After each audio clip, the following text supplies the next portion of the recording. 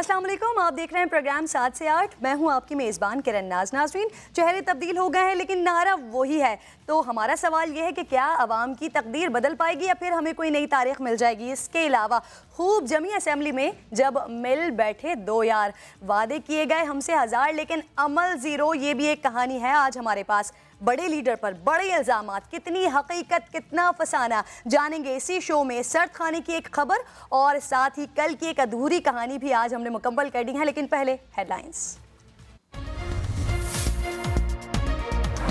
शाहिद खाकान अब्बासी साहब ने 221 वोट्स लिए।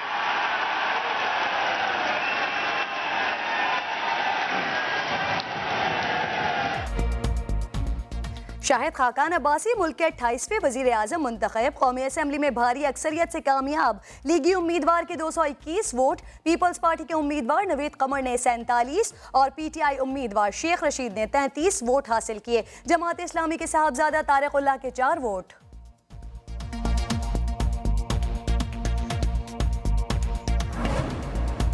एक और अदालत भी लगेगी जहां कोई JIT नहीं होगी, सब गवाह हैं। नवाज शरीफ ने कभी कोई करप्शन नहीं की। नए वजीर आजम का पहला खिताब, कहा नवाज शरीफ का कसूर मुल्क को एटमी ताकत बनाना और तरक्की के रास्ते पर गामजन करना है।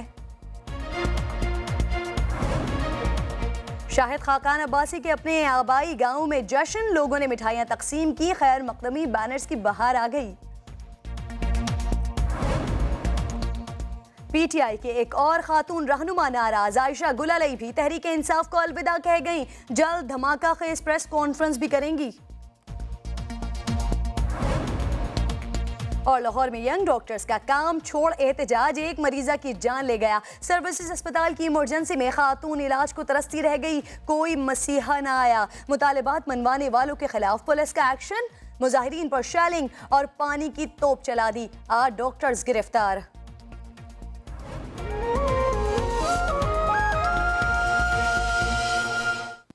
तो हेडलाइंस आप जान चुके हैं, प्रोग्राम का बाकायदा आगाज़ करते हैं और सबसे पहले आज वही बात कर लेते हैं जो आज सारा दिन होता रहा है।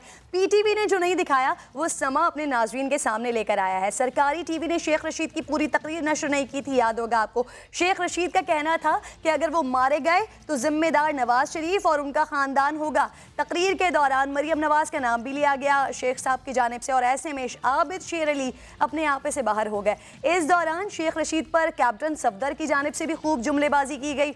मुराद सईद समेत PTI अरकान भी तैश में आ गए। कैप्टन सफदर और PTI अरकान में सख्त जुमलों का तबादला भी हुआ। सुनवाते हैं आपको हुआ क्या आखिर। को कहा गया जनाब ये डॉन लीग में मरियम बीबी को प्लीज ऑर्डर इन द उसने रिलीज किया। आबिद तशरीफ रखें, आबिद तशरीफ रखें और जनाब प्लीज तशरीफ रखें, तशरीफ रखें। नहीं राना साहब,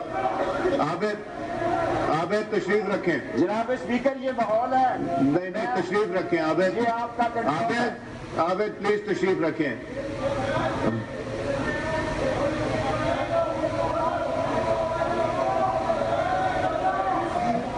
जी शेख सर क्या इस असेंबली में PMLN के पास लोगों की कमी है?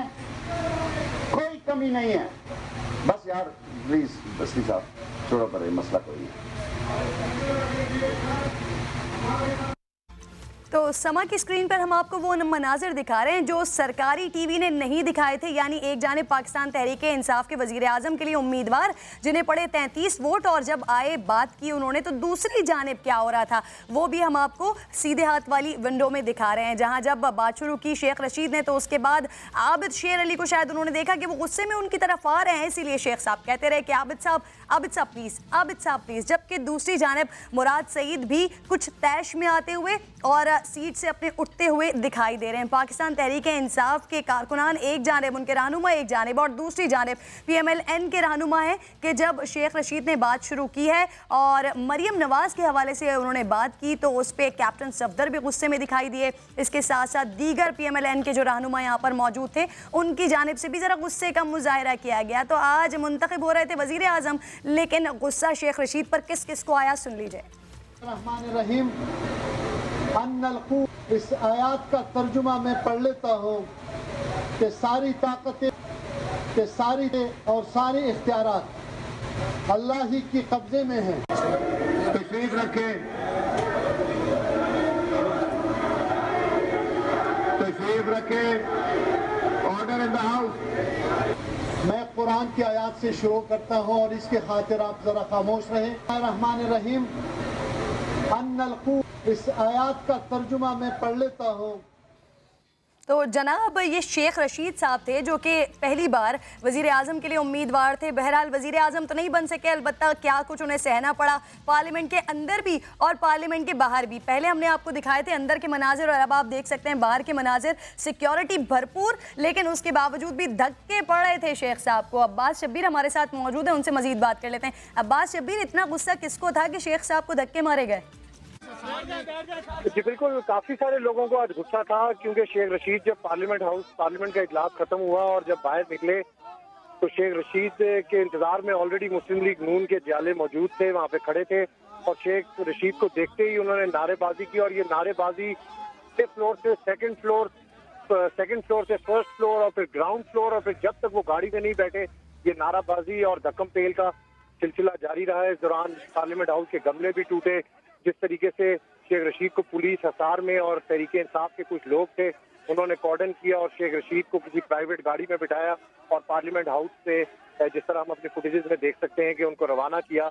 ये भी शेख रशीद साहब की हिम्मत है कि उनका सांस भी काफी फूला हुआ था और जब वो ऊपर से नीचे उतर रहे थे तो उनके जहन में था कि कुछ लोग बाहर उनका इंतजार कर रहे हैं, नारेबाजी कर रहे हैं, क्योंकि जिस तरीके से उन्होंने आज तकरीर की पार्लियामेंट के अंदर भी कैप्टन सफदर और दीगर ने जिस तरीके से आपस में इनके जुमलों का तबादला हुआ तो उससे शेख रशीद को अंदाजा था कि जब वो बाहर निकलेंगे तो कोई ना कोई वहाँ पर खड़ा होगा, उनका इंतजार कर रहा होगा। और अब्बास, मुझे लगता है कि यकीनन शेख साहब सोच रहे होंगे यहाँ पर कि काश मेरे पास बाइक होती तो यहाँ भी ये वही वाली हरकत करते जो पिंडी में की थी, बाइक पे बैठे थे और चले गए थे। खैर, समय की स्क्रीन पर हम आपको ये मनाजिर दिखा रहे हैं जब शेख साहब पार्लियामेंट से बाहर निकल रहे थे तो उस वक्त जो लोगों के अंदर थोड़ा गम था, थोड़ा गुस्सा था कि शेख साहब ने आज क्या बात कर दी है, तो उस पर लोगों की जानिब से ये PMLN के चाहने वाले और उनके कारकुन हैं जिनकी जानिब से ये एहतजाज किया जा रहा था और खान साहब को धक्के दिए गए। लेकिन खान साहब के चेहरे पर स्माइल, खान साहब के चेहरे पर मुस्कुराहट, शेख साहब के चेहरे पर हम देख सकते हैं समय की स्क्रीन पर। तो क्या वहां पर आवाजें भी आ रही थी, कुछ कह भी रहे थे शेख रशीद साहब को, क्या कह रहे हैं सुन लेते हैं।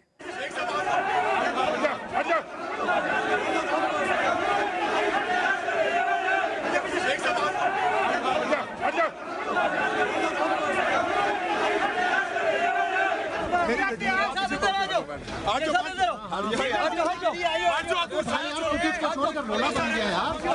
शेख रशीद को पुलिस हसार में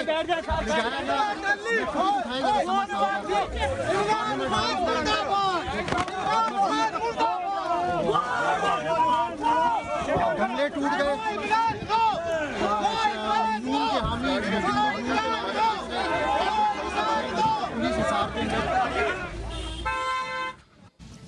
फिर पार्लियामेंट के बाहर के मनाजिर थे जहां गमले टूटे, लेकिन पार्लियामेंट के अंदर भी बहुत कुछ हो रहा था, वो भी ज़रा आपको दिखाते हैं। शाह साहब हाथ तो मिला लें, ऐसा नौमुंतखब वज़ीर आज़म की जानिब से पेशकश की गई थी और कैसे कि शाह महमूद को उन्होंने कमीज़ पकड़कर रोकने की कोशिश की, इसके बावजूद भी शाह महमूद कुरैशी दूर से ही हाथ हिलाकर चल दिए। ये हम आपको ज़रा मनाजिर दिखा देते हैं। शाह साहब से हाथ मिलाने की ख्वाहिश वज़ीर आज़म को थी, नौमुंतखब वज़ीर आज़म को थी, लेकिन शाह साहब का मौक़िफ़ अल्लाह जाने क्या है। अब हम जानने की कोशिश करेंगे कि शाह साहब क्यों दूर दूर से ही बस हाथ वेव करके चलते बने, लेकिन ये साफ कैमरे की आंख ने देख लिया कि जब नौमुंतखब वज़ीर आज़म यानी शाहिद खाकान अब्बासी साहब ने कोशिश की कि वो शाह साहब से मुसाफ़ा तो कर लें, हाथ तो मिला लें, तो शाह साहब बड़े खुश मिजाजी के साथ दूर से ही उन्होंने अपने हाथ उठाए हैं और टाटा बाय बाय किया है और उसके बाद चले गए हैं। शाहिद खाकान अब्बासी काफ़ी खुश और सबसे मिल रहे हैं, लेकिन बहुत दूर से ही उन्हें शाह साहब भी नज़र आ गए और कोशिश की उनकी जानिब से कि कमीज़ पकड़कर ही रोक लें, कैसे भी रोकें, हाथ तो मिलाएं, मुलाकात तो करें, लेकिन शाह साहब ज़रा जल्दी में थे। तो मुस्लिम लीग नून के शाहिद खाकान अब्बासी भारी अक्सरियत से वज़ीर आज़म मुंतखब हो गए हैं। मुल्क के 28वें वज़ीर आज़म को कौमी असम्बली में 221 वोट मिले हैं। सैयद नवीद कमर को 47 और शेख रशीद को 33 अरकान ने वोट दिए हैं। हैवान में नवाज शरीफ के नारे भी खूब गूंजते रहे। शाहिद खाकान अब्बासी वजीर आजम मुंतखब हो गए। कौमी असम्बली में इंतखाब मुकम्मल होने के बाद स्पीकर कौमी असम्बली अयाज सादिक ने नताइज का ऐलान किया। शाहिद खाकान अब्बासी साहब ने 221 221 वोट्स लिए। पीपल्स पार्टी के सैयद नवेद कमर को 47, PTI और अवामी मुस्लिम लीग के शेख रशीद के 33 और जमात इस्लामी के साहबजादा तारिकुल्लाह को 4 वोट मिले। नौमुंतखब वज़ीर आज़म शाहिद खाकान अब्बासी ने अरकान असम्बली का शुक्रिया अदा किया। मुखालिफिन पर तंज के तीर भी चलाए, नवाज शरीफ की तारीफें की। मैं सबसे बढ़कर अवाम के वज़ीर आज़म मोहम्मद नवाज शरीफ का मशकूर हूँ। मैं PTI के लीडरशिप का, इमरान खान साहब का पार्लियामेंट्री लीडरशिप का मशकूर हूँ जो हमें अपनी रोजमर्रा की गाली गलोच में शामिल रखते हैं। खिलाफ तवक्को चौधरी निसार भी ऐवान में मौजूद थे। नून लीगी अराकीन नवाज शरीफ की तस्वीरें लेकर ऐवान में पहुंच गए। ऐवान में शेर शेर के नारे गूंजते रहे।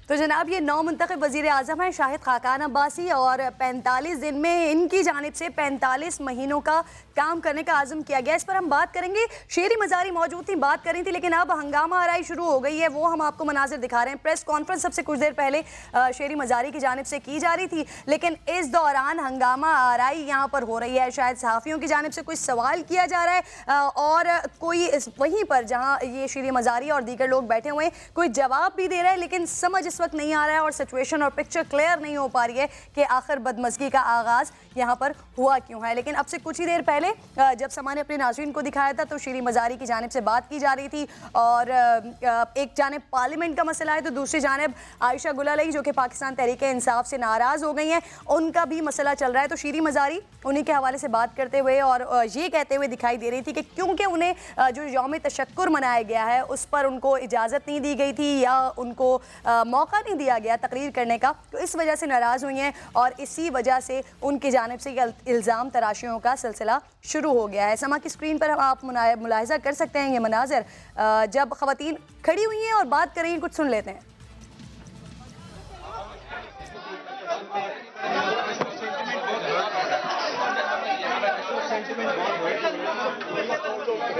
हमने तो अपनी औरत को भी जज्बाती होती।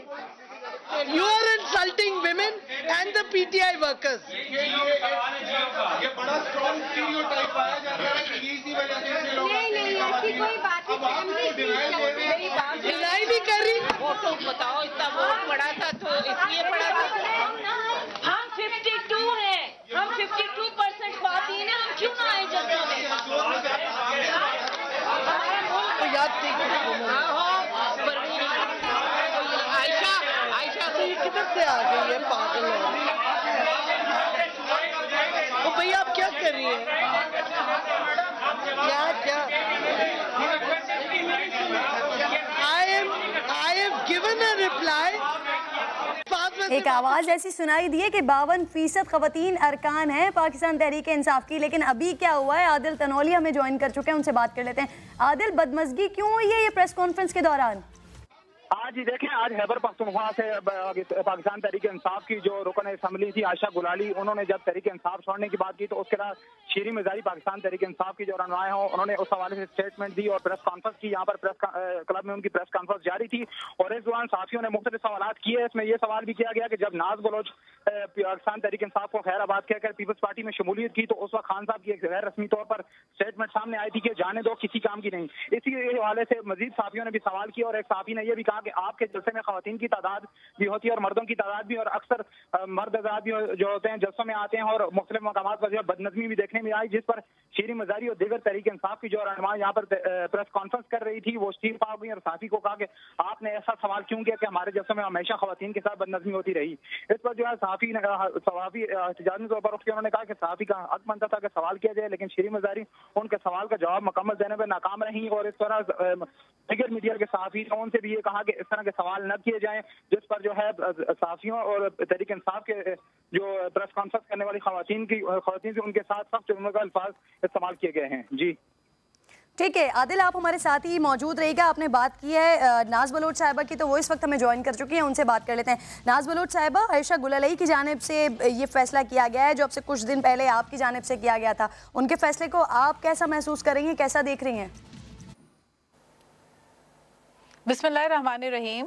देखिए, मैंने पाकिस्तान तहरीक इंसाफ से जब रास्ता अलहदा किया तो मेरी पार्टी छोड़ने की जो वजूहत थी वो ज़रा मुख्तलिफ थी। मेरी पार्टी छोड़ने की जो वजूहत थी वो ये थी कि पार्टी के अंदर ऑर्गेनाइजेशनल स्ट्रक्चर का फुकदान और उसके अलावा ख़वातीन की रिप्रेजेंटेशन ना होना। ये मैं समझती हूँ कि जब तक ख़वातीन विंग जो है वो फ़ाल नहीं होती किसी पार्टी में, तो ख़वातीन जो है वो किस तरीके से पार्टी में रहकर काम कर सकेंगी, जबकि उनकी तर्जुमानी करने वाली कोई रिप्रेजेंटेशन के लिए औरतें मौजूद नहीं हैं। मैं पार्टी के अंदर मैनिफेस्टो कमेटी, जो पार्टी की कॉन्स्टिट्यूशन कमेटी थी पीटीआई की, उसके अंदर मैंने कलीदी किरदार अदा किया और मैं कॉन्स्टिट्यूशन कमेटी की मेंबर रही थी। तो मैंने उस कॉन्स्टिट्यूशन के अंदर मुख्तलिफ लोगों के साथ हमने मिलकर, जो पार्टी के लोग थे पीटीआई के, हमने मिलकर ये चीज़ तरतीब की थी कि ख़वातीन की रिप्रेजेंटेशन मरकज़ में इक्वल होनी चाहिए और उसके अलावा ख़वातीन को एक ऑटोनॉमस बॉडी उनकी बननी चाहिए। मेन जो विमेन विंग है वो ख़वातीन की वो ख़वातीन को खुद इख्तियार होना चाहिए अपनी पार्टी की औरतों को आगे उनकी नुमाइंदगी करवाना, उनकी रिप्रेजेंटेशन कराना। और जल्द से जुलूस होते हैं तो उनके अंदर हम देखते हैं कि पार्टी में आपको पूरी एक लाइन नज़र आती है, सिर्फ और सिर्फ खान साहब के इर्द गिर्द मर्द ही मर्द हजरात होते हैं, कहीं आपको कोई खातून नज़र नहीं आती। क्या वजह है कि पाकिस्तान तहरीक इंसाफ की फौजिया कसूरी जैसी अहम कलीदी किरदार अदा करने वाली फाउंडर मेंबर पाकिस्तान तहरीक इंसाफ की फौजिया कसूरी, जिनको मदर ऑफ पीटीआई का लकब दिया गया, आज वो पार्टी से मायूस होकर साइड लाइन क्यों हुई हैं? उनकी बुनियादी वजह यही है कि धरने के बाद बहुत बड़ा एक चेंज नजर आया। वो ये चेंज नजर आया पार्टी के अंदर के जब दूसरी पार्टी से इलेक्टेबल्स आना स्टार्ट हुए, लोग आना शुरू हुए, तो वो एक जो मेल डोमिनेशन का तासुर जो है वो पाया गया और पार्टी के तमाम तर फैसलों के अंदर आपको ज्यादातर जो है मर्द नजर आते हैं। खवातीन नीचे जलसों के लिए तो बुला दी जाती हैं नारे लगाने के लिए और तमाम चीज, लेकिन खवातीन की तर्जुमानी पार्टी के अंदर वो रिप्रेजेंटेशन कहाँ है? अभी इंट्रा पार्टी इलेक्शन हुए, 14 लोगों को पैनल के अंदर शामिल किया गया जिनको ओहदे पार्टी ने मरकजी दिए, वो तमाम लोग 14 के 14, उसमें एक भी खातून नाज नहीं जो है। आप शिकवे शिकायतें कर रही हैं वो पार्टी उमूर के हवाले से हैं, पार्टी के मामलात के हवाले से, लेकिन आयशा गुललई की जानिब से इंतहाई संगीन इल्जाम सामने आया है एक बड़ी पार्टी के बड़े लीडर के हवाले से। देखिए, वो तो जो इल्ज़ाम लगा है, मैं बजाते खुद उस इल्ज़ाम को मैं सेकंड इसलिए नहीं करती कि मैंने हमेशा खान साहब को एहतराम करते देखा है कि उन्होंने मैंने तो हमेशा देखा है कि उन्होंने मुझे रिस्पेक्ट दी है। जब तक मैं पार्टी में थी वो कहते थे कि you are a tigress and asset of the party, वो मुझे ये कहते थे, लेकिन ये कि बाद में मैंने देखा कि पार्टी के फैसला करने वाले लोग जो है वो तब्दील हो गए, तो ये सारी वजूहत थी। लेकिन मैंने इस किस्म की एज सच डिसरिस्पेक्टफुल जो एटीट्यूड है, ये इसकी कंप्लेन मुझे कभी नहीं हुई और मैंने कभी इस चीज़ के ऊपर, मतलब ठीक है ये बात दुरुस्त है कि सोशल मीडिया के लेवल पे अगर देखें तो पार्टी में कारकुनान के अंदर जो ट्रिकल डाउन इफेक्ट हुआ है वो बड़ा नेगेटिव हुआ है और उसके लिए पीटीआई को काम करना चाहिए कि सोशल मीडिया में अपने तमाम सोशल मीडिया के लोगों को ये इंतबा करें कि खवातीन की इज्जत करें, एहतराम करें। ये नहीं होता कि सिर्फ खवातीन जो पीटीआई के अंदर रहेंगी आप तभी उनकी इज्जत करेंगे, अगर पीटीआई कोई छोड़ दे तो फिर पूरे 2-3 दिन सोशल मीडिया पे ताबड़तोड़ हमले करके गालिम गलोच देना शुरू कर दें। ये कौन सा नया पाकिस्तान हुआ? ये तो नया पाकिस्तान नहीं होना चाहिए। नाज इस वक्त जो शेरी मजारी बात कर रही थी वो कहती हैं कि खवातीन से रिलेटेड जो भी मामलात होते हैं पार्टी में उसको शेरी मजारी देखती थी, खान साहब का तो दूर दूर तक इस मामले से ताल्लुक नहीं है। छोड़ दी तो गालिम गलोच शुरू हो जाए, ये तरीका गलत है। नाज शेरी मजारी भी बात कर रही थी, उनकी जानिब से ये मौक़िफ़ इख्तियार किया गया है कि खवातीन के से रिलेटेड जो भी मामलात होते हैं पार्टी के वो शेरी मजारी देखती थी, खान साहब नहीं देखते। ये बड़ी ही एक मेरे लिए ब्रेकिंग न्यूज़ है, ये बहुत ही बड़ी ब्रेकिंग न्यूज़ है कि शिरीन मज़ारी कभी वो खातून की तर्जुमानी करते हैं पार्टी के अंदर, क्योंकि मुझे याद है जब फौजिया कसूरी को दोबारा पार्टी में लेकर आने में मैंने किरदार अदा किया तो शिरीन मज़ारी साहिबा को सबसे ज़्यादा एतराज़ था कि वो दोबारा क्यों रिजॉइन किया जा रहा है फौजिया कसूरी को। तो ये बात मैं इसकी बिल्कुल इस चीज़ की तो ये ब्रेकिंग न्यूज़ है अगर मुझे आज ये पता चल रहा है कि पीटीआई में शिरीन मज़ारी खवातीन की तर्जुमानी करती आई हैं। वो तो अपनी एक कैपेसिटी में इंफॉर्मेशन डिपार्टमेंट के अंदर अपने मामलात पार्टी के देखती रही है। ठीक है नाज, हमारे साथ ही मौजूद रहेगा यास्मीन राशिद साहिबा इस वक्त हमें ज्वाइन कर चुके हैं। नवाज शरीफ के खिलाफ उन्होंने इलेक्शन लड़ा था, यानी मजबूत उम्मीदवार है पाकिस्तान तहरीक इंसाफ की है, उनसे बात कर लेते हैं खान साहब के हवाले से। यास्मीन, आप क्या कहेंगे? आयशा गुललई की जानिब से इंतहाई संगीन इल्जाम लगाया गया है पार्टी पर, खान साहब पर। किस चीज का इल्जाम लगाया गया? आपने आयशा गुललई का स्टेटमेंट देखा है आज का जिसको बुनियाद बनाकर उन्होंने पार्टी छोड़ी है? मैंने I am sorry I have not had a chance, क्योंकि वो कहती हैं कि खवातीन महफूज नहीं है, हम आपको रिपोर्ट दिखा देते हैं, पहले आप देख लीजिए, फिर आपसे कमेंट ले लेंगे। जी बताइए। तहरीक इंसाफ को नाज बलोच के बाद एक और झटका।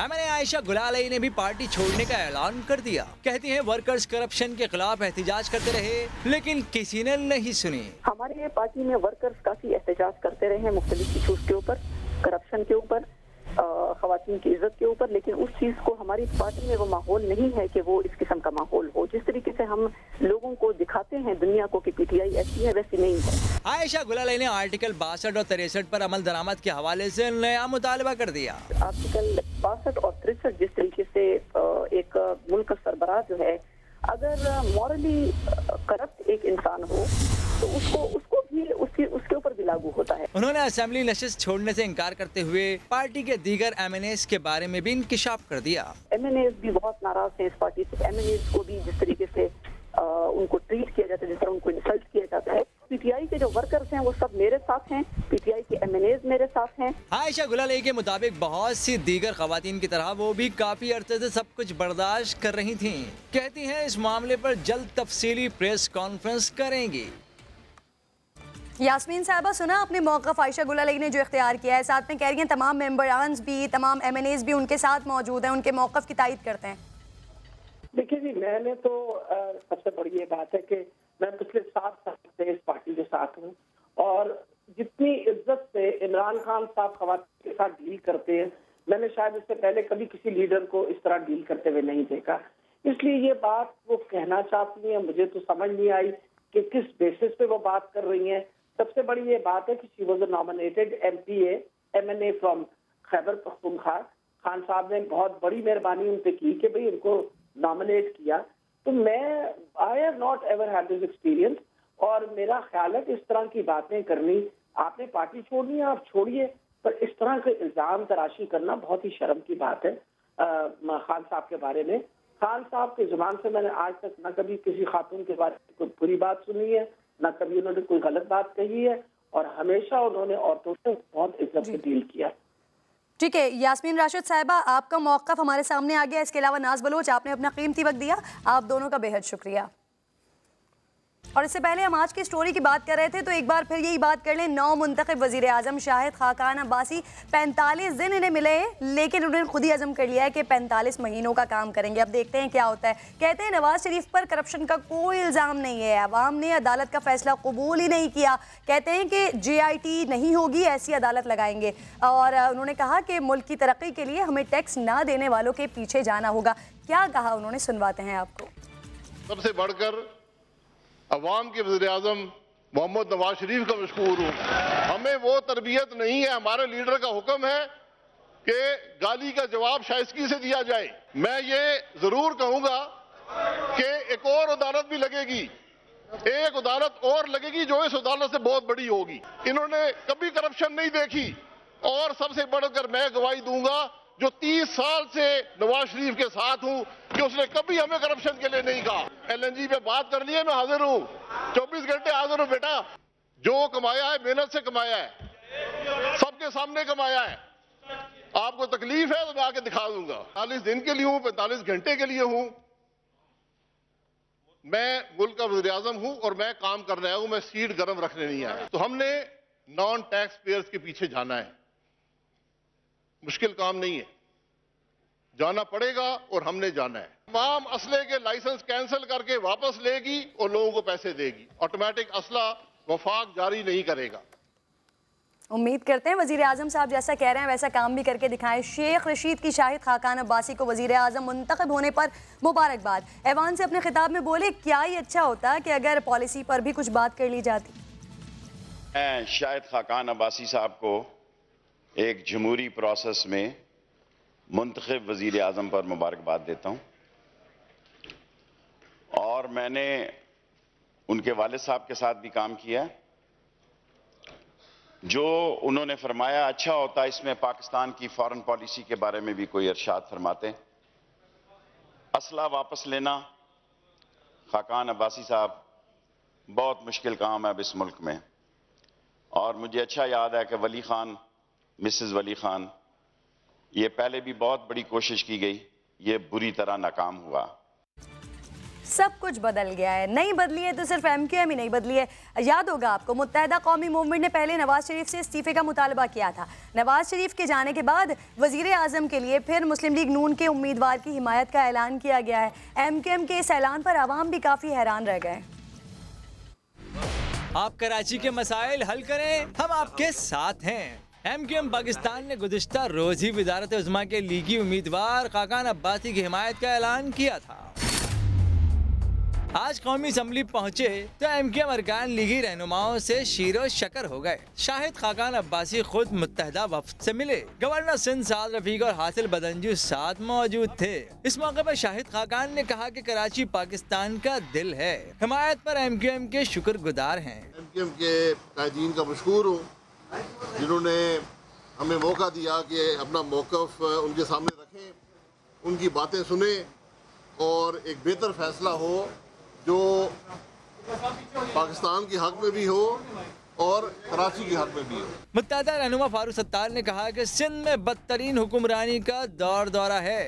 ख्वाहिश है कि नया वज़ीर आज़म कराची के मसाइल पर तवज्जो दे। बदउनवानी के, करप्शन के, ज़मीनों की बंदरबांट के नए नए रिकॉर्ड बनाए जा रहे हैं। जाहिर है कि कोई भी प्राइम मिनिस्टर बनेगा उसके लिए सिंध सूबे की अहमियत होनी चाहिए। दोनों रहनुमाओं ने मुस्तकबिल में भरपूर बाहमी ताउन पर इत्तेफाक किया।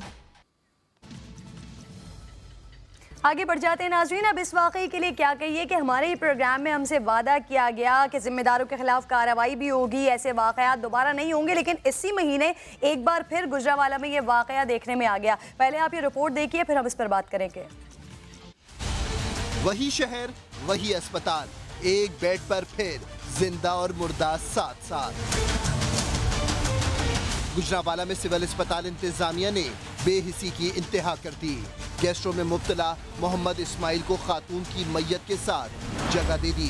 कुछ देर बाद मरीज खुद ही एहतिजाजन चला गया। हॉस्पिटल में बेड्स की बहुत कमी है। जो मरीज हैं उनको लाशों के साथ रख देते हैं कि इनको कोई अकल के नाखून लेने चाहिए, कोई होश नहीं है, इनको कोई तरीका नहीं है कि मरीज और जिंदा में इनको कोई फर्क नजर नहीं आता। तो डेड बॉडी के साथ जो है वो हमारे मरीज को इलाज के लिए लटा दिया। डॉक्टरों काफ़ी दफ़ा कहा भी था इसको यहाँ पर ना लटाएं, लेकिन हमारी किसी ने नहीं सुनी है, यहाँ पर लटा के। अफसरान और अमले ने मौक़िफ़ देने से इनकार कर दिया। समन अस्पताल के मसाइल दिखाए तो DC हरकत में आए और फौरी इंक्वायरी का हुक्म दे दिया। मोहसिन खालिद, समा, गुजरावाला। तो पिछली बार तो हेल्थ मिनिस्टर साहब हमारे पास आए थे, उन्होंने हमसे वादा भी किया था कि ऐसे वाक़यात नहीं होंगे, लेकिन फिर भी ये वाक़या रिपोर्ट हुआ है। हमने समा के नाज़रीन को ये भी बताया था कि ऐसे वाक़यात आखिर गुजरावाला में हो क्यों रहे, क्योंकि 50 लाख की वहाँ पर आबादी है और जो एक वाहिद सरकारी अस्पताल है वहाँ सिर्फ और सिर्फ 525 बिस्तर हैं। इसके अलावा 100 स्ट्रेचर्स हैं, 80 व्हील चेयर्स दस्तियाब हैं और अक्सर की हालत इंतहाई ख़राब है। दो बिस्तर पर मरीज़ों को लिटाना मामूल सा बना हुआ है। तो ये तमाम हालात है, ये तमाम सिचुएशन है और उसके बावजूद भी गुजरावाला पे कुछ हो नहीं रहा है, काम नहीं हो रहा है। समा ने कोशिश की कि मौक़िफ़ जान सकें, देख सकें कि आखिर अब तक कुछ हुआ है या नहीं हुआ, लेकिन कुछ नहीं हुआ है। आगे बढ़ जाते हैं और कोशिश करेंगे कि गुजरावाला वाले वाक़े पर एक बार फिर कोई अपडेट ले सकें। फिलहाल बात करते हैं कि लाहौर में यंग डॉक्टर्स को एहतजाज के दौरान वज़ीर आला हाउस जाने की कोशिश महंगी पड़ी है। शेलिंग और वाटर कैनन से धुलाई के बाद 8 डॉक्टर्स को गिरफ्तार कर लिया गया है। डॉक्टर्स ने पंजाब भर में हड़ताल का ऐलान कर दिया है। मोहम्मद अली जड़ की रिपोर्ट। यंग डॉक्टर्स का एक्शन, पुलिस का रिएक्शन, पानी की तोप ने यंग डॉक्टर्स को धो डाला। मुजाहिरीन ने सर्विसेज अस्पताल से GOR तक रैली निकाली। पुलिस ने वजीर आला हाउस जाने से रोका मगर डॉक्टर्स ना माने। पहले धक्कम पेल हुई, फिर वाटर कैनन चली और शेलिंग शुरू हो गई। पुलिस की इस कार्रवाई पर यंग डॉक्टर्स का मौक़िफ़ मजीद सख्त हो गया और उन्होंने पंजाब भर के अस्पतालों में काम बंद करने का ऐलान कर दिया। GOR से पसपाई हुई तो यंग डॉक्टर्स ने जे रोड पर धरना दे दिया। मुजाहिरीन कहते हैं कि सेक्रेटरी हेल्थ के इस्तीफे तक हुकूमत से कोई बात नहीं होगी। डॉक्टर्स के हक की बात हो, हकूक की बात हो या मरीजों के हकूक की बात है, दोनों तरफ नजम शाह फेल हो चुके हैं। तो उनको फौरी तौर पे हमारा जो आज डिमांड है कि उनको रिजाइन करना चाहिए। यंग डॉक्टर्स के मुतालबात में सेंट्रल इंडक्शन पॉलिसी का खात्मा और अस्पतालों में डॉक्टरों को सिक्योरिटी फराहम करना शामिल है। गिरफ्तार डॉक्टर्स रिहा करने की यकीन दहानी पर यंग डॉक्टर्स ने सड़क पर धरना तो ख़त्म कर दिया और ट्रैफिक की बहाली शुरू हो गई है। बात कर लेते हैं समा के नुमाइंदे अरशद वर्क हमारे साथ मौजूद हैं। अरशद वर्क, आप बताइएगा, मुजाहिरा जो डॉक्टर्स के दरमियान जो बात हुई है, क्या पता चल सका है आपको? जी बिल्कुल, डॉक्टर्स का पुलिस के साथ मुज़ाकरात कामयाब हो गए हैं, जिसमें 8 अफराद जो गिरफ्तार हुए थे उनकी रिहाई बड़ा मुतालबा था। पुलिस ने उनका मुतालबा तस्लीम कर लिया और 8 अफराद को रिहा कर दिया है, जिसके बाद डॉक्टर्स ने अपना एहतजाज आज के लिए खत्म कर दिया है, मुजाहरा खत्म कर दिया है और जेल रोड के दोनों तरफ ट्रैफिक जो है वो शुरू कर दी गई है और अब ट्रैफिक रवा दवा है जेल रोड पर। जेल रोड के एक जो रेस्टोरेंट उसके बंद करवाए गए, उसको भी खुलवा दिया गया है, का जो रास्ता था उसको भी खुलवा दिया गया है। और बस अभी सर्विसेज हॉस्पिटल की इमरजेंसी मुकम्मल तौर पे बहाल नहीं हो सकती। अलबत्ता जेल रोड में जो धरना दिया गया था डॉक्टर्स की तरफ से, वो पुलिस से मुज़ाकरात के बाद अब धरना हट कर दिया गया है और डॉक्टर्स अपने आइंदा लाहेवल का कल ऐलान करेंगे कि अगला उनका स्टेप क्या होगा। जी ठीक है, हमारे साथ ही मौजूद रहेगा। फैसलाबाद में इस हड़ताल की वजह से 2 मरीज अपनी जानों से चले गए हैं, जान से हाथ धो बैठे हैं, इसकी जिम्मेदारी किस पर आयद होगी? बात कर लेते हैं समा के नुमाइंदे यूसुफ चीमा से। यूसुफ, बताइएगा क्या कह रहे हैं डॉक्टर्स, किसकी वजह से हुई हैं ये हलाकतें? बिल्कुल किरण, लाहौर में तो जो है धरना उनका जो है मुज़ाकरात के बाद ख़त्म हो गया, उसके बाद तो सारा ख़त्म हो गया, मगर फैसलाबाद के अंदर इनकी हड़ताल जो है वो इस वक्त भी अपने अरूज के ऊपर है। फैसलाबाद के जितने भी सरकारी हॉस्पिटल्स हैं उनके अंदर तमाम जो डॉक्टर्स हैं उन्होंने अपनी कार्रवाइयाँ ख़त्म कर दी हुई हैं। बंद करने के बाद तमाम डॉक्टर जो निकल आए हुए थे और तमाम जो मरीज़ जो हैं वो अंदर मरने वाले हुए हैं। इस वक्त जो है अलाइड हॉस्पिटल में मैं मौजूद हूँ, जहाँ पर इस वक्त तक जो करीबन 2 पेशेंट जो हैं, जिसको एक मोहम्मद रमज़ान और एक कौसर बीबी, एक मर्द और एक खातून जो है इस वक्त तक जहाँ भाग हो गए। उनके लवाहिकीन के साथ जब हमारी बात हुई है तो उनका बताना था कि हमें इस बारे में कि अंदर जितने भी पेशेंट हैं उनके साथ भी यही ट्रीट किया जा रहा है, कोई अंदर डॉक्टर मौजूद नहीं है और डॉक्टर्स की ना होने के बायस हमारे पेशेंट्स की हलाकत हुई है। तो इस वक्त यहाँ पे रोने धोने का काफ़ी ज़्यादा सिलसिला चला हुआ है कि एक के बाद एक अब तक 2 पेशेंट जो है वो यहाँ पर जहाँ भाग होकर यहाँ से जा चुके हैं। यहाँ पर काफ़ी ज़्यादा शहरी भी मौजूद हैं, थोड़े से उनके हवाले से थोड़ा सा जानते हैं उनसे इस बारे में। आप सबसे बताइएगा अंदर क्या आप देख रहे हैं इस हवाले से? जी, अंदर बहुत टेंस सिचुएशन है, मरीज़ क्रिटिकल है, डॉक्टर अवेलेबल नहीं है, सारे डॉक्टर स्ट्राइक पर गए हुए हैं और मरीज़ नीचे बैठकर रो रहे हैं और मरीज़ों के पास कोई ऐसा डॉक्टर, कोई सर्जन मौजूद नहीं जो उनकी खिदमत कर सके। जी बिल्कुल, अंदर जो है इस वक्त इमरजेंसी के अंदर किसी भी तरह के कोई डॉक्टर्स, कोई स्टाफ मौजूद नहीं है जो इमरजेंसी में आए हुए पेशेंट्स को भी ट्रीट किया जा सके। और यही सूरत हाल अंदर बाकी वार्ड्स की भी है, जगह बाकी वार्ड्स के अंदर जितने भी यंग डॉक्टर्स हैं, जितने भी सीनियर स्टाफ्स हैं वहाँ से जा चुके हैं। इस वजह से लवाहिकीन जो है वो सभी मीडिया के यहाँ वैंस के पास बाहर कटे होना शुरू हो चुके हुए हैं। उनके आगे बता रहे हैं कि हमारे साथ किस तरह के अंदर ट्रीट किया जा रहा है। हमारे तमाम पेशेंट्स के पास कोई एक भी जो है केयर टेकर मौजूद नहीं है, ना ही उनको किसी तरह की इलाज की कोई सहूलत फराहम की जा रही है। ठीक है यूसुफ चीमा, हमारे साथ आप मौजूद थे। अरशद वर्क, आपने तफसील दी, आप दोनों का बेहद शुक्रिया। आगे बढ़ते हैं, आपको बताते हैं कि जस्टिस आसिफ सईद खोसा की कभी इमरान खान से मुलाकात नहीं हुई। चेयरमैन PTI के इंटरव्यू पर सुप्रीम कोर्ट का रद्द अमल आया है। इरफानुल हक की रिपोर्ट देखिए। इमरान खान का जस्टिस खोसा से मुतालिक बयान, सुप्रीम कोर्ट का रद्द अमल आ गया। अदालत पर इल्जामात बेबुनियाद करार। इमरान खान की जानिब से दरख्वास्त का लफ्ज हकाइक के खिलाफ है। जस्टिस खोसा का मौक़िफ़। रजिस्ट्रार सुप्रीम कोर्ट के मुताबिक जस्टिस खोसा की कभी इमरान खान से कोई बात हुई, ना ही मुलाकात। इमरान खान ने निजी टीवी को इंटरव्यू में कोर्ट रूम के रिमार्क्स का हवाला दिया। 1 नवंबर को खुली कचहरी में वकला को मुखातिब किया गया था। जज ने रिमार्क्स दिए थे कि लॉकडाउन का मामला अदालत में आ गया है, अपने घोड़ों को लगाम डालें। लॉकडाउन से शहरी बराह रास्त बुरी तरह मुतासर होंगे। इंटरव्यू के बाद अल्फाज को नया रंग देना बदनीयती पर मुबनी है। रजिस्ट्रार सुप्रीम कोर्ट ने यह भी वजाहत दी कि पानामा केस की समाअत 1 नवंबर से पहले ही मुकर्रर हो चुकी थी। इमरान खान नाअहली केस, यहाँ चीफ जस्टिस ने रिमार्क्स दिए हैं कि कानून में गलत सर्टिफिकेट पर नाअहली की सजा का जिक्र नहीं। सियासी जमातों से हिसाब लेना इलेक्शन कमीशन का काम है। जुल्करनैन इकबाल रिपोर्ट करें। सुप्रीम कोर्ट में इमरान खान नाअहली केस की समाअत। PTI के वकील अनवर मंसूर ने बताया, एक बार ममनुआ जराए से चंदा जमा करके फंड भिजवाया गया था जो वापस कर दिया गया। दरखास्त गुजार हनीफ अब्बासी के वकील अकरम शेख का कहना था कि PTI की फंडिंग मशकूक है। तहरीक इंसाफ के एजेंट नसरुल्लाह खान ने भारतीय कंपनियों से भी चंदा लिया। अमेरिका से पैसे आना खतरनाक बात है। इस पर जस्टिस फैसल अरब ने इस्तफसार किया, क्या हुकूमत अमेरिका से पैसे नहीं लेती? चीफ जस्टिस ने रिमार्क्स दिए कि आप सिर्फ जाली सर्टिफिकेट पर नाअहली करवाना चाहते हैं। कानून के तहत ममनुआ फंड जब्त हो सकते हैं। ममनुआ फंडिंग पर नाअहली की सजा का तज़किरा नहीं। असासे छुपाने का मामला अवामी नुमाइंदगी एक्ट के तहत आता है। इलेक्शन कमीशन का काम सियासी जमातों से हिसाब लेना है। जस्टिस उमर अता बंदियाल बोले, एजेंट का काम सिर्फ फंड्स इकट्ठा करना होता है। एजेंट सियासी जमात की तंजीम या नुमाइंदा नहीं हो सकता। हनीफ अब्बासी के वकील अकरम शेख इमरान खान की तारीफ भी करते रहे। कहा, इमरान खान आम आदमी नहीं, तलिस्माती शख्सियत के मालिक हैं। एस्टैब्लिशमेंट समेत सबको मुतासिर कर लेते हैं। समात बुध को फिर होगी।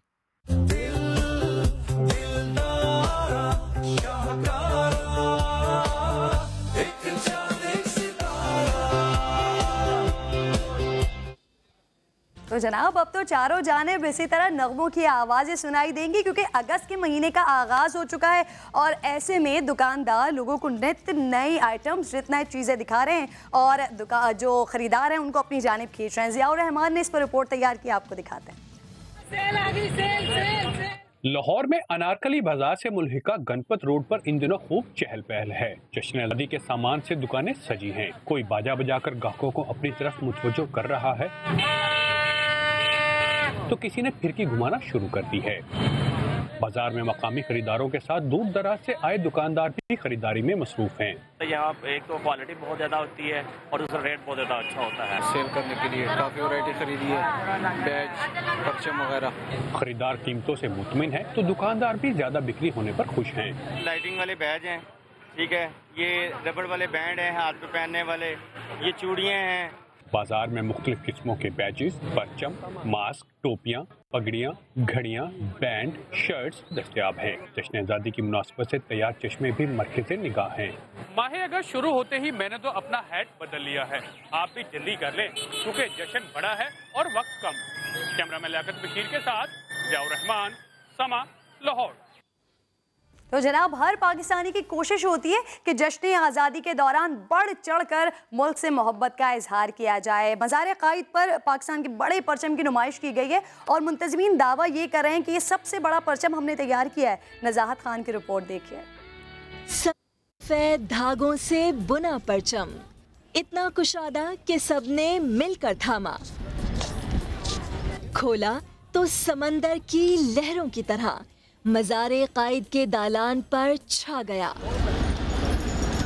मुंतज़मीन का दावा, ये मुल्क का सबसे बड़ा लहराया जाने वाला परचम होगा।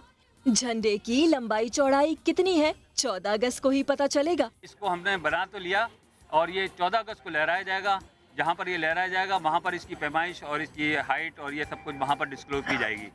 अपने दामन में चांद तारा लिए हिलाली परचम से लोगों को भरपूर मोहब्बत है। हमें फख्र महसूस हो रहा है, इतना बड़ा परचम इन लोगों ने बनाया है, हम इसे चूमते हैं। परचम जब बुलंदी पर लहराएगा तो दूर दूर से भी खूब नजर आएगा। शेख निसार का तो ये दावा है कि ये पाकिस्तान का सबसे बड़ा लहराया जाने वाला कौमी परचम है। अवाम कहते हैं कि लंबाई या चौड़ाई चाहे कितनी भी हो, इस तरह की सेहतमंदाना सरगर्मियों से कौम का, वतन अजीज से मोहब्बत का जज्बा मजीद बढ़ जाता है।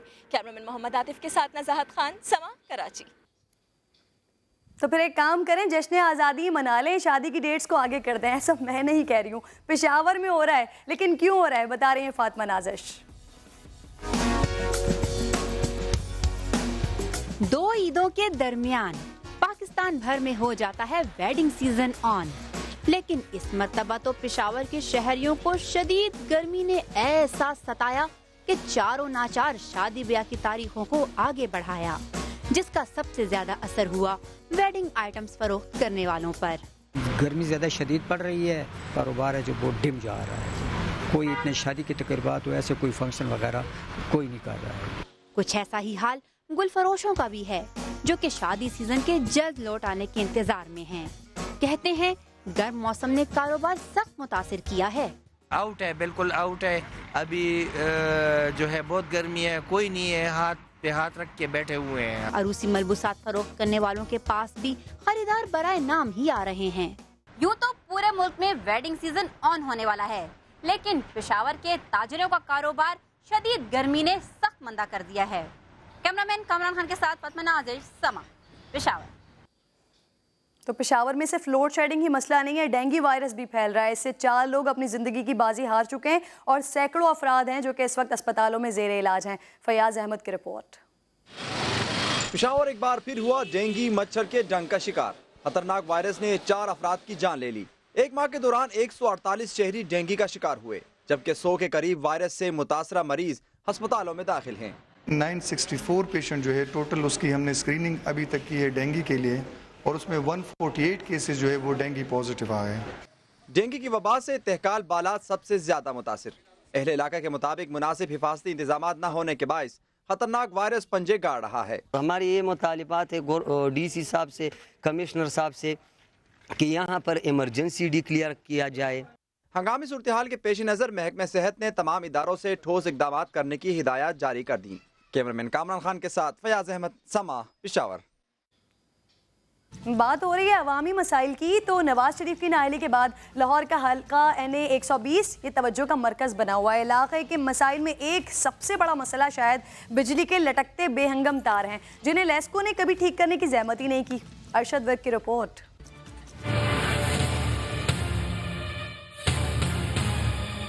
NA 120 की गलियों में घूमता ये इलेक्ट्रिशियन शफीक, जिसने इलाके में लटकती बिजली की नंगी तारों को महफूज बनाने की कोशिश की, तो ऐसा झटका लगा कि इसका बाजू हमेशा के लिए मुतासिर हो गया। उड़ा था वहाँ पर ऐसे ही वहाँ पर याद छड़े जल गया था मेरा।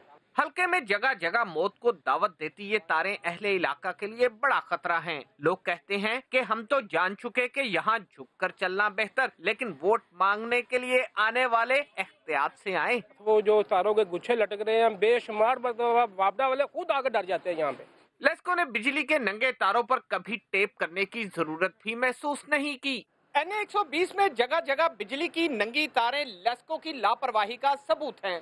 अहले इलाका कहते हैं कि लगता है महकमा किसी बड़े हादसे का इंतजार कर रहा है। कैमरामैन इरफान आरिफ के साथ अरशद विर्क, समा, लाहौर।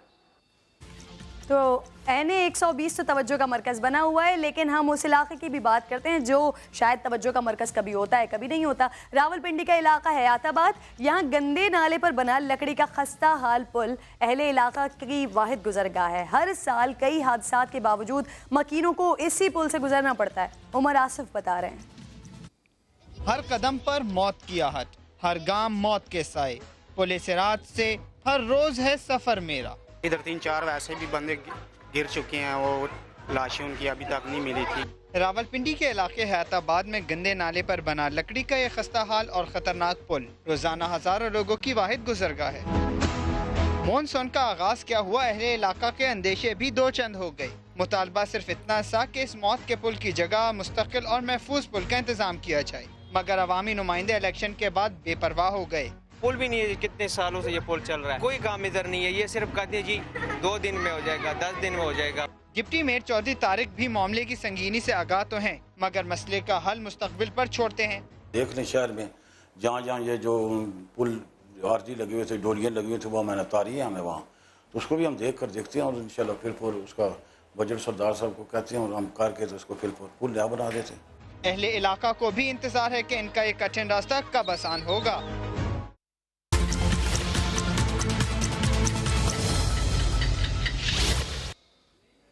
कल पूरे मीडिया ने इस खबर को दिखाया, न सिर्फ पाकिस्तान में बल्कि इंटरनेशनली भी इस खबर को दिखाया गया। लेकिन आज सर्द खाने से हमने इसी खबर को बाहर निकाला है, क्योंकि आज तो ये कहीं पर दिखाई नहीं दे रही है।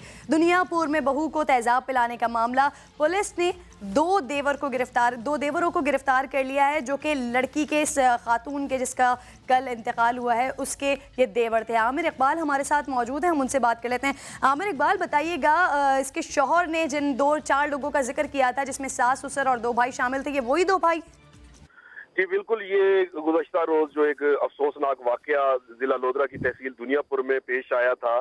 आसिया नौरीन नामी एक नौजवान लड़की थी, कुछ अर्सा पहले उसकी शादी हुई थी शकील नामी नौजवान से जो दुनियापुर का रिहायशी था। उसकी जो उस बच्ची ने मरने से पहले जो उसने बयान दिया था उस मुतासरा लड़की ने, तो उसने कहा था कि उसके ससुर और सास ने जबरदस्ती तशद्दुद के बाद जबरदस्ती मुबैना तौर पर उसको तेजाब पिलाया, जिसकी वजह से उसकी हालत तशवीशनाक हुई। दुनियापुर तहसील अस्पताल से उसको जब विक्टोरिया अस्पताल मुंतकिल किया जा रहा था तो उसकी रास्ते में ही मौत वाक़ई हो गई थी। उसके बाद जब दोबारा उसकी दोबारा तहसील हेडक्वार्टर में डेड बॉडी को लाया गया था पोस्टमार्टम के लिए। उसके बाद जैसी समय पर ये खबर नशर हुई, उसके बाद पुलिस बड़ी हरकत में आई थी और उन्होंने मुकदमा भी थाना सिटी दुनियापुर में दर्ज कर लिया था। 2 देवर उसमें नामजद किए गए थे और सास और ससुर को भी नामजद किया गया था। तो उस हवाले से अभी तक 2 देवर तो गिरफ्तार हो चुके हैं, सास और ससुर अभी तक। ठीक है आमिर इकबाल, इस खबर पर नजर रखिएगा, हम तब तक आपसे जानते रहेंगे जब तक इस खातून को इंसाफ नहीं मिल जाता। बहुत शुक्रिया तफसील के लिए। एक और अहम खबर गुजरावाला से, जहां कंगनीवाला में प्लाजा मालिक राना यूसुफ का कत्ल हो गया है। साथ मौजूद है हमारे नुमाइंदे, उनसे मजीद बात कर लेते हैं। मोहसिन खालिद बताइएगा क्या तफसील है इस हवाले से आपके पास? जी बिल्कुल किरण, ये ईद के रोज वाकया पेश आया था जब यहाँ पे प्लाजा मालिक है राना यूसुफ, जिसको कत्ल कर दिया गया था बेदर्दी से।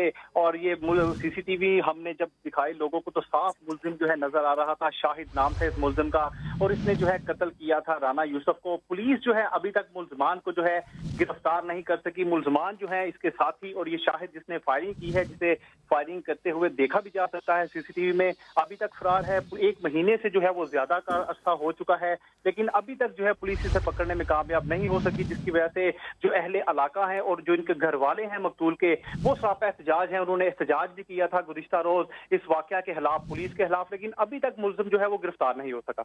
जी ठीक है, मुल्जिम ताहाल गिरफ्तार नहीं हो सका है। मोहसिन खालिद आगाह किया आपने, शुक्रिया आपका।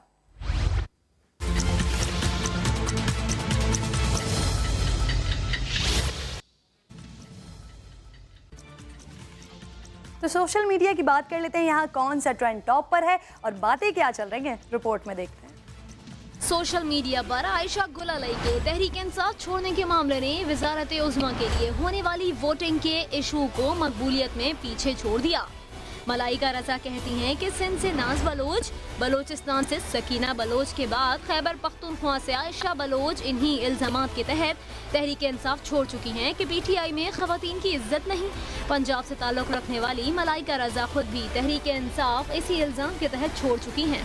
रेड स्टोन वर्ल्ड के नाम से सारिफ ने कहा कि अगर आयशा गुल अलई के नज़दीक पीटीआई या इमरान खान अच्छे नहीं हैं तो वो अपनी कौमी असम्बली की नशिस्त क्यों नहीं छोड़ देती। वजीर आजम के हलफ बर्दारी के हवाले से भी ट्विटर सारिफीन दिलचस्प निकात उठाते रहे। शेख रशीद की पूरी लाइव तकरीर न चलाने पर एक ट्विटर सारिफ ने सवाल किया कि शेख साहब आप ऐसा क्या कहने वाले थे जो सरकारी टेलीविजन ने पूरी तकरीर नशर नहीं की। विजय गुज्जर ने इमरान खान के ऐवान में न आने पर तबसरा करते हुए कहा कि खान साहब सिर्फ वहीं जाते हैं जहां यकीनी पता हो।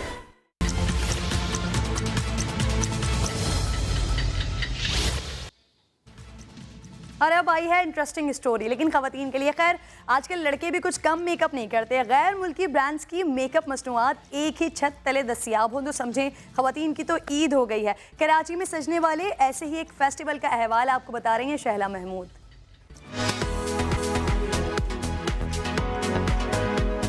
निखारने के लिए खवातीन कितने ही जतन क्यों ना कर लें, मेकअप के बगैर ये जतन अधूरे हैं। कराची के मकामी क्लब ने इसी हवाले से किया खूब एहतमाम। सजाया ऐसा मेला जहां नजर दौड़ाएं मेकअप का सामान ही नजर आए। Obviously it's a very good opportunity for us क्योंकि ये हमारे ब्रांड समझे, मतलब एक ब्रांड अवेयरनेस है। More than selling, it's kind of marketing yourself. People are more interested क्योंकि ऑनलाइन में लोगों को थोड़ा हिचकिचाते हैं वो लोग, तो यहाँ आते हैं, हमसे मिलते हैं, हमारी प्रोडक्ट्स ट्राई करते हैं तो उनको ज़्यादा सेटिस्फैक्शन भी हो जाती है, कस्टमर सेटिस्फैक्शन मिलती है। तो मुफ्त मेकअप टिप्स के साथ फ्री मेकअप भी मिले तो इस मौके से कौन फायदा ना उठाए। अभी एक साथ एक ही शॉप में इतने सारे ब्रांड्स देख के समझ नहीं आ रहा मुझे मैं क्या बाय करूँ, इतना सारा डिस्काउंट प्लस, तो बहुत अच्छा लगा यहाँ आकर। ऑनलाइन मेकअप मसनूआत फरोख्त करने वाली खवातीन ने भी मेकअप फेस्टिवल से उठाया भरपूर फायदा। हर जाने बिखरा हुआ मेकअप का इतना सारा सामान और रुक जाए खवातीन के हाथ, ऐसा तो मुमकिन ही नहीं है जनाब। इसलिए तो खवातीन कहती हैं कि इस तरह की नुमाइशों का इनेकाद होते रहना चाहिए। कैमरामैन मोहसिन अली के साथ शहला महमूद, समा, कराची। आगे बढ़ते हैं और अभी बात करते हैं कि पड़ोसी मुल्क का कौन सा स्टार सबसे महंगा है। ये तो मैं और आप सभी जानते हैं, लेकिन क्या हमें मालूम है कि लॉलीवुड का कौन सा स्टार सबसे महंगा है? आइए आपको रिपोर्ट में बता देते हैं। बल्ले बल्ले, बल्ले बल्ले नाचे हैं ये। लॉलीवुड के बड़े स्टार्स बड़े पर्दे पर काम करने के लिए लेते हैं बड़ा मुआवजा। अदाकाराओं में सबसे महंगी और हिदायतकारों की फेवरेट है स्टाइलिश माहिरा खान। माहिरा की टक्कर पर हैं शोको चंचल, महविश हयात। मैं तेरा हूँ शेदाई, एक तू ही ना जाने। दोनों हसीनाओं का फिल्म में काम करने का मुआवजा सबसे ज्यादा होता है। अब बात करते हैं फिल्मी हीरो की। तो जनाब, यहाँ भी दो हीरोज के मुआवजों में रहता है कांटे का मुकाबला। पाक भारत में यकसा मकबूल फवाद खान और वर्सटाइल अदाकार शान। दोनों फिल्म में काम करने के मांगते हैं इतने दाम के डायरेक्टर्स हो जाते हैं परेशान। ये सारे दिन रात गुजार गई, मिला दे मेरा यार, मौला मौला मेरा यार मिला दे। मौसीकी की दुनिया पर राज करने वाले पाकिस्तानी गुलकार भी मुआवजों के मामले में किसी से कम नहीं। होना था प्यार, हुआ मेरे यार। यहाँ भी दो गुलकार ऐसे हैं जिनका मुआवजा तकरीबन एक जैसा ही है, राहत फतेह अली खान और आतिफ असलम। दोनों गुलकार आवाज का जादू जगाने के लिए पाकिस्तान के महंगे तरीन गुलकार कहलाए जाते हैं। तेरी आँखों के दरिया का उतरना भी जरूरी था। तो अब ऐसा ना हो हमारे फनकार हमारे पीछे पड़ जाएं कि आपने इनकम टैक्स वालों को हमारे पीछे लगा दिया। खैर आगे बढ़ते हैं। कल आपसे वादा किया था कि ईद उल फितर पर बनने वाली दो बड़ी फिल्मों पर बात करेंगे, तो पहले देख लेते हैं कि कौन कौन सी फिल्में बड़ी हैं, फिर उस पर बताएंगे पैसे कितने लगे और खर्चा कितना हुआ और मिले भी या नहीं मिले।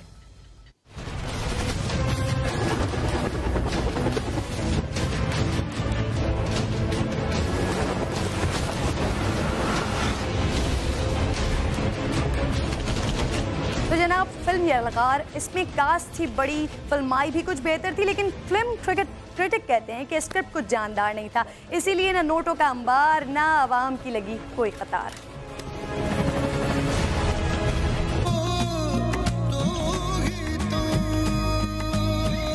अबे तो यहाँ है, क्या छुपाया है? पहले वादा कर तू किसी को बताएगा नहीं। बचपन से बहुत प्यार करता हूँ। झूठ। तू ही दिखाई दे, तू ही सुनाई। अब इस मोहल्ले की लड़कियाँ गाड़ियाँ चलाएंगी, घर की बच्चियाँ दीवार फलांग के।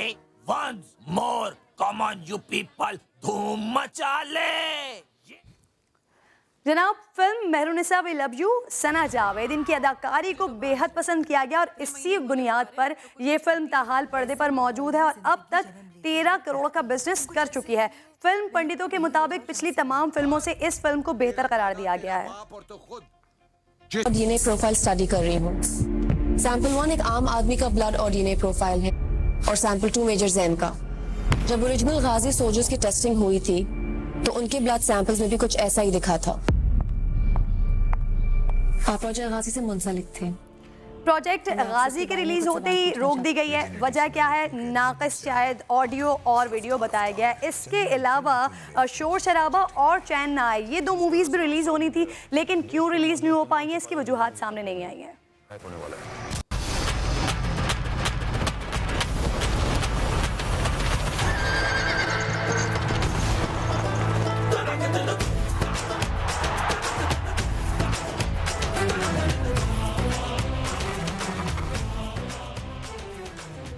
तो जनाब, ईद उल फितर पर जो मूवीज़ आई, कितना अच्छा बिजनेस किया, कितना नहीं किया, ये तो हमने आपको बताया, लेकिन ईद उल अज़हा पर हुमायूं सईद और महविश हयात की मैं पंजाब नहीं जाऊंगी रिलीज़ हो रही है। तो हम उम्मीद करते हैं कि ये फिल्म अवाम और प्रोड्यूसर्स दोनों की उम्मीदों पर पूरा उतरे। तो इसके साथ आज के प्रोग्राम का वक्त पहुंचा है अपने अख्तिताम को। यकीनन आपको पसंद आया होगा, तो आपकी राय हमें चाहिए। अगले पीर को आपसे मुलाकात होगी, जब तक के लिए अल्लाह ने के बाद।